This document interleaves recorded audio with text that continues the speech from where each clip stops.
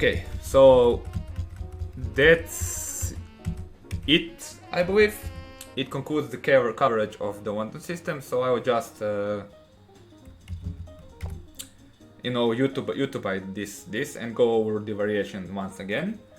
So after d4, d5, bishop f4, knight f6, e3, we first examined e6, which leads to something somewhat of a more positional and more stable, more quiet play. And now we have looked at c5, which is more combative and sharper alternative, which leads to more forcing play. And here we have examined four replies by white. The first and the most obvious is c3, and that's probably what you will face the most times. And here we have concluded that knight c6 is mandatory, because immediate queen b6 runs into queen b3, c4, queen c2, bishop f5, and now you just take here, because after queen takes b2 there is queen c8 checkmate. So that's not possible. So you start by developing your knight. They go knight d2. The point is that after knight f3 you indeed can play this whole setup with queen b6, queen c2, c4 and queen c2. Obviously queen b6 is playable, but it's supposed to be good for black. But if they go queen c2, you can now play bishop f5, because if he takes, you take. And if they go queen c1, you simply play either knight h5 and e6, and you have a good position. Also worth noting here is that this variation is one of the reasons why immediate knight f3 or earlier knight f3 by white is not precise, because it allows black this option of going queen b6 and following it up with bishop f5. For this reason, London system players led by Magnus Carlsen have started playing knight d2. And here black has many options. e6 returns us into the previously examined variation. Queen b6 is not good, because there is queen b3, c4, queen c2 now, and now there is once again bishop e5 not available, because you can just take, and go queen b1, and after queen takes c3, knight e2, you don't have sufficient compensation for the piece. So you should just develop with bishop f5, and after queen b3 you can play queen d7. And after knight f3 you play c4, the queen has to go all the way back, and you start playing this position, you play e6, and if they go b3, you either play b5, which is playable, or you go bishop a3, threatening bishop b2, which after some very brief analysis we thought was almost leading to a superior position by force. So that's about the move for c3. The other most commonly met move is knight f3, and please warn me if I'm going too fast. Now you can go queen b6, which is playable, but then you have to know variations after knight a3, queen b2, knight b5. But other more common move is knight c6, and here c3 transposes into previously examined variations, and here knight b d2.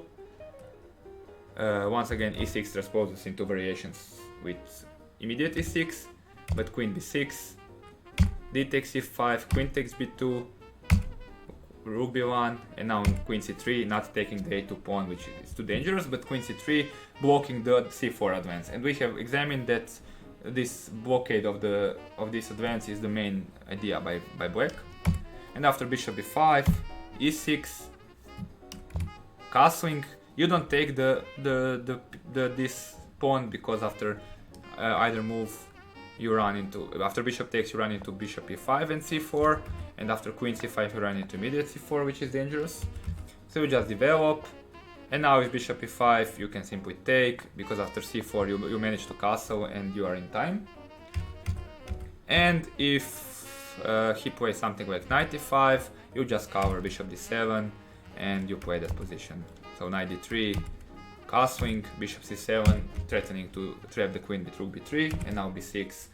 And okay, it's not the refutation of white system, but it's definitely playable for black, and he should be by no means worse.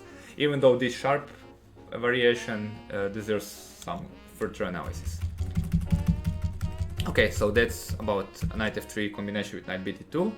The third move is knight c3, and here we have two options. One is a6, and the other more combative is c takes d4, e takes d4, sorry, knight b5, e takes d4 doesn't pose a problem. So knight b5, and here knight e6 is, wow, sorry, I failed that, excuse me about that. A bit tricky to navigate the witches system. So queen e5 was here played.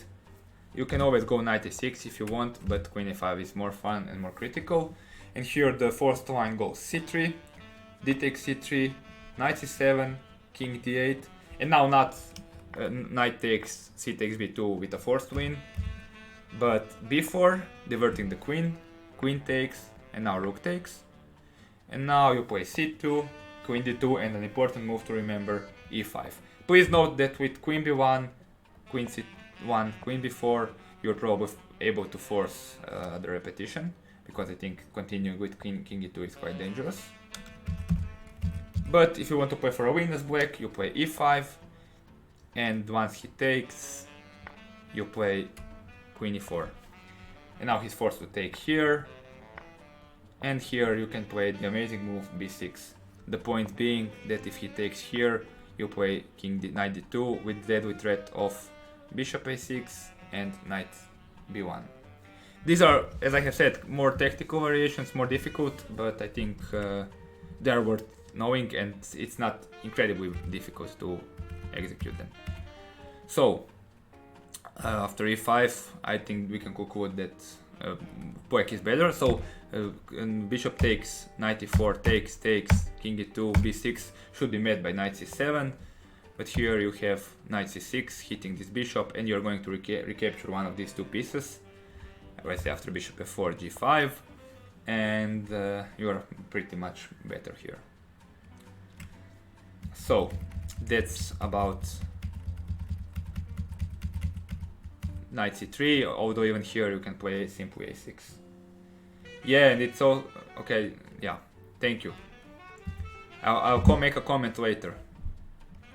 And finally, the last move. Okay, we also toyed with c4. You think I'm going too fast? Yeah, we'll see. We'll see what the comments say. I don't have a feeling about pace, but okay. If they play c4, you just take here and then play this sort of isolated pawn position with the bishop on f4, which is a bit misplaced in these sort of positions. And finally, the last move we are going to consider, and probably the most critical, d takes e5, just grabbing the pawn. Here you start with e6. White tries to hold on to the pawn with b4. And here you have an amazing sequence starting with a5, c3, takes, and now bishop d7. Note that if you go b6 immediately, which is a common idea in these sorts of positions, you don't go c takes b6, bishop takes b4 check. Yeah, logical. But he takes on b8, rook takes b8, and now after bishop b5 you are losing, because bishop d7 runs into c6, and once the bishop moves c7, winning everything. And if you play king e7, c6, you are clearly worse in this position, obviously. And so that's why black plays the logical bishop d7, quite logical, obviously. And white plays even more logical rook d2, logically blocking the potential check on this diagonal, logically. But after b6, c takes b6, you take this pawn, not this pawn, because after this you're just dead. So you play bishop b4, and here the point of white plays is revealed. They play bishop c7, preserving this bishop. And here queen c8 is logical move, but queen e7 is even more logical, losing the piece, because after b7 you play the logical rook e3. You lose the piece, but after bishop a4 you have enormous compensation for it, and it's incredibly difficult to play it as black. Sorry, as white. And there are many ways white can go wrong. So his best move here is bishop e5, threatening to promote this pawn. You just capture the pawn, and now he moves the queen here. You just take, you take, and here after knight e4, the first example of how white can go wrong here. He has, if he goes to king e1, you have rook b3 that wins on the spot. Because if he takes, you have queen b4 check, and he can obviously can't interpose. Okay, he can play bishop c3, queen takes c3, king e2, queen d2, king f3, queen takes, king g4, h5, king h3, knight g5. Okay, I went over this move somewhat fast, but make sure, be sure that there's a checkmate available here, pointed out by the engine, of course. And here, if he goes king e2, obviously now rook b3 doesn't work, but you simply go queen c8 and you create several sorts of threats. It's very hard to play this, and if you go something like queen c1, you just take this pawn, and another one of f2 will fall, and you have really good position here as black.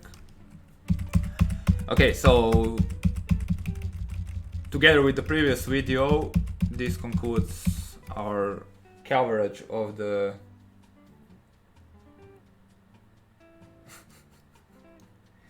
Of course I am. Who do you think I am? A FIDE master? I'm not FIDE master. Yeah, so as I was saying, this concludes the coverage of the London system with the Queen's Gambit move order. So we provided two variations. One was starting with e6, more positional, and c5 was more dynamic, more sharp and more critical. And yeah, it's up to the choice of every individual player to select what he wants to do. And the next is, the only thing remaining is to cover the setups after knight f6, bishop f4, g6, the King's Indian setups, because some people are, yeah, and if you do, please let me know, just to see whether this was really helpful, or, you know, I just spewed some knowledge and then it wasn't worth for anything. But yeah, I kind of hope that I learned something, and actually these lines after c5 were somewhat new to me, and I enjoyed going over them. So yeah, with this we will conclude the lecture, logically.